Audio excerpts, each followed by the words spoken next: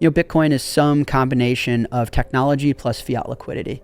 People say, well, is it a trade like a tech stock or a trade like gold? Well, I think it's a hybrid, and it deserves that hybrid because it is disruptive technology. It is software that solved a new problem, that's creating new markets and disintermediating existing ones. And so that it is a technology, but it also is priced on future expectations of fiat liquidity.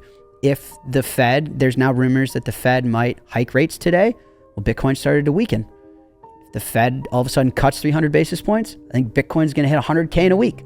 So it is both. And so I think that we'll reach new, true, real all-time highs in the coming years, because I expect the expectation of new fiat liquidity and money printing and credit to greatly grow. And I think Bitcoin's technology is more of a methodical story. Investors get focused on interest rates, ETF inflows, Bitcoin price targets, and the next big market prediction every cycle. However, Jack Mallers argues that concentrating just on cost could lead people to overlook the much larger picture that is being shown beneath the surface. We've known for years that millions of people worldwide are already adopting Bitcoin. However, Mallers questions the methodology used to arrive at those figures. Having a little amount of Bitcoin in a retirement portfolio or owning it through an exchange-traded fund does not guarantee that one understands the cryptocurrency or the reasons for its creation. He contends that genuine acceptance results from consumers adopting Bitcoin as a long-term savings alternative, realizing the issues with the current financial system, and having a thorough understanding of money. Furthermore, if Mallers is correct, the adoption of Bitcoin may be far lower than most people think. This would imply that the wider Bitcoin acceptance curve may still be quite early. For further updates on Bitcoin and the wider world of digital assets, please take a moment to like this video, subscribe to the channel, and enable post notifications before we go any further. Thanks, and enjoy the video. And you said last year in 2025, you don't think that was like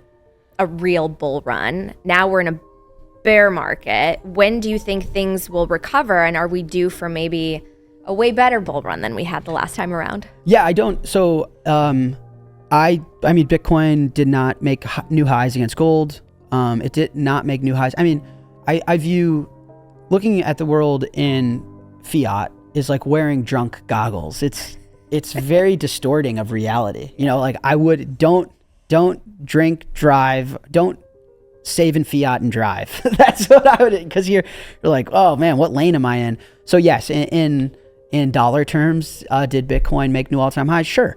But measured in things that store value better, it did not. And I think the reasons for that, I love all the macro analysts as much as the next guy, but I'm not nearly as smart as all these folks. So I think of it much simpler. Monetary policy has been immensely restrictive since 2021. Rates have remained elevated because inflation has been stickier and more persistent than people thought. And the Fed's balance sheet has shrunk tremendously. And we saw some liquidity injected into the system as a result of Silicon Valley Bank failing, but that was this reverse repo, Janet Yellen engineering.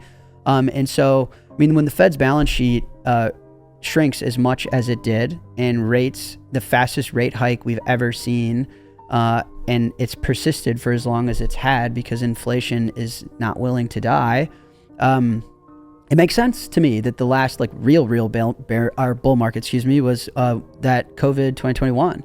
And so I think, Bitcoin is some combination of technology plus fiat liquidity.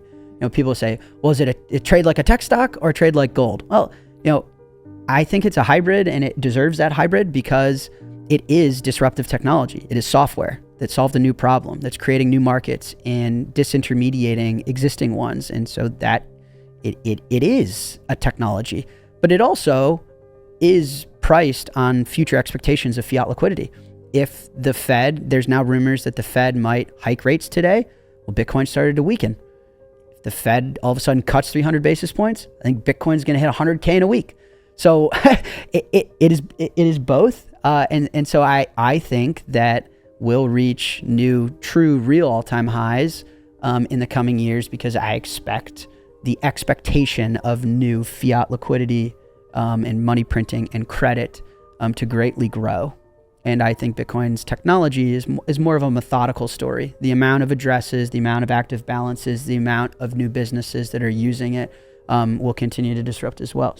If you're here just to you know, sorry if this is ruthless or borderline offensive, but if you're here for me to cradle you and take the pacifier out of your mouth and hand you the most performing thing, guys, there's no such thing.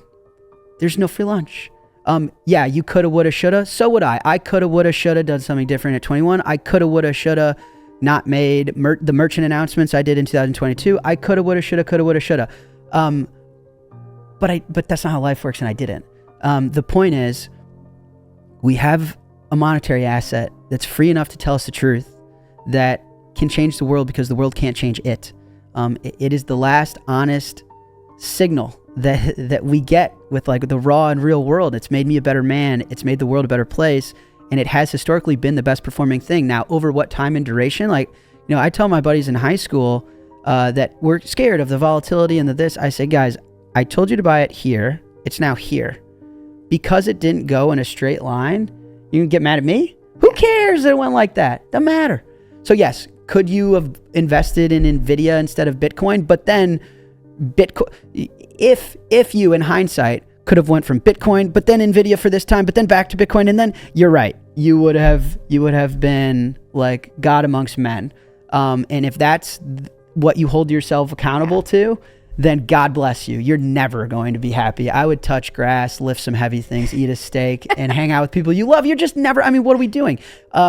So I assume the frustration comes from a place of, I mean, consumer sentiment is all-time lows. Yeah. This K-shaped economy thing is real. Mm-hmm. You're seeing businesses now are very vocal with central planners and the Fed saying you have to raise rates and fight inflation because our customers are too poor to shop and people are in a significant amount of pain.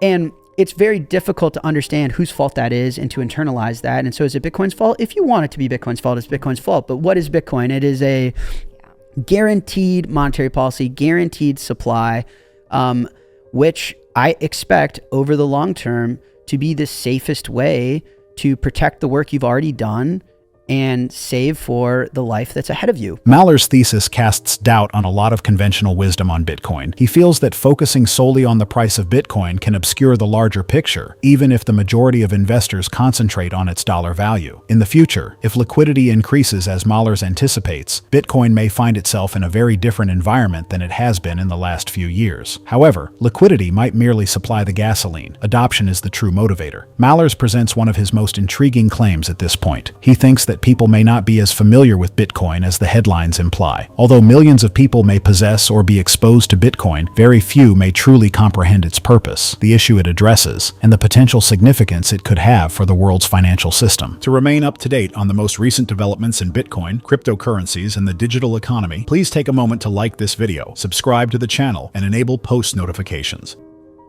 People say that Bitcoin adoption is at 1% globally.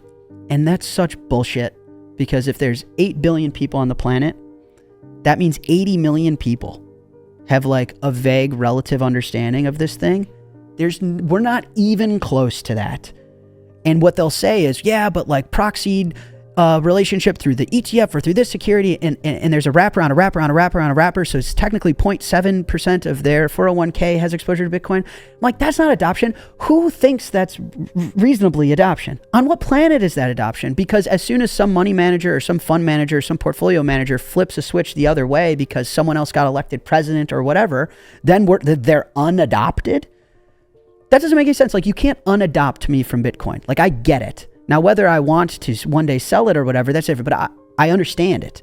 And so I would say the people that like have a vague relative understanding of like what is money and like why does this thing exist and like how is it different than the dollar? Natalie, 80 million, like I don't even think we're at 8 million.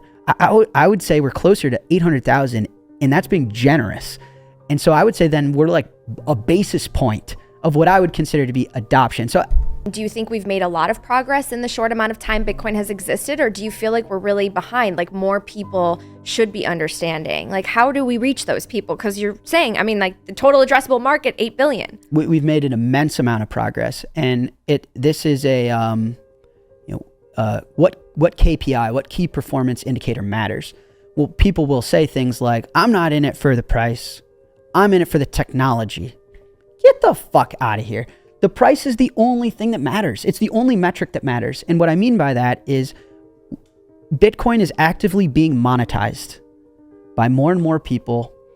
And how can I track that? How much? So going back to what I said earlier, how much of when I wake up on a given day and I say, you know what, the time, energy, effort, and labor that I need to save, I'm going to pick that one, the Bitcoin one, not the dollar, not a treasury, not a basket of equity index. I'm going to pick the Bitcoin one.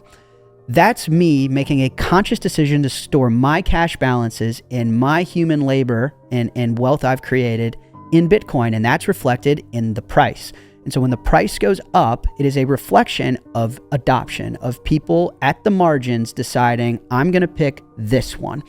And so the price is the only KPI that matters. And so the fact that Bitcoin now is the fact that a basis point of people have a vague understanding of money and like why Bitcoin is different and like can appreciate and may even have a chance at making that decision in the first place. Sure, but $1 trillion asset, that KPI means we've made a lot of progress. Because sure, maybe the amount of people that are making these decisions is small relative to the size, but the amount of wealth making that decision, do you see that there's difference? Now that goes to show the wealth disparity throughout the world is that the 8 billion people don't split the wealth evenly, right. Unfortunately. And so there's some tail there where like you might get to 1% global adoption and Bitcoin might be a $25 trillion asset. What does that mean? And is it benefiting everyone? Is this innovation and how it's liberating and how free it is that going to be felt equally? Now, these are much more complicated philosophical questions, but I don't want people thinking that we're not making progress but when you go back to, do I want to be the king of Wall Street and on the cover of magazines and leading public companies? No, I don't need that for me. I actually am okay with I actually think that there's a lot of work to do in getting that 1 basis point to 2 basis points because Coinbase isn't making what is money videos, isn't making Austrian theory videos. And the amount of wealth that will continue to monetize Bitcoin is a separate metric. And I think we've made an ungodly amount of progress. The notion that 1% of people worldwide have already adopted Bitcoin is being contested by Jack Mallers. He contends that merely being exposed to Bitcoin through an investment fund, retirement account, or exchange-traded fund does not imply that a person has fully embraced the cryptocurrency. Real adoption, according to Mallers, occurs when people deliberately select Bitcoin as a means of storing the value of their labor and wealth after learning what money is, why it was developed, and how it differs from conventional currencies. Because of this, Mallers thinks there may be significantly fewer people who actually understand Bitcoin than most estimates indicate. Despite the fact that Bitcoin has already become a significant worldwide asset, he contends that we might still be very early. However, he doesn't think this indicates that Bitcoin hasn't advanced much. Therefore, the price of Bitcoin is more than just a figure on a chart for Mallers. According to him, it's a reflection of people choosing where to put their money. A person is essentially selecting Bitcoin as their preferred method of saving money when they choose to hold it rather than cash, bonds, or other conventional assets. The value and significance of the Bitcoin network can only increase as more individuals make that choice and as greater sums of money follow. Please take a moment to like this video, subscribe to the channel, and enable post notifications for future Bitcoin, macroeconomic, and digital asset content. And as always, happy investing.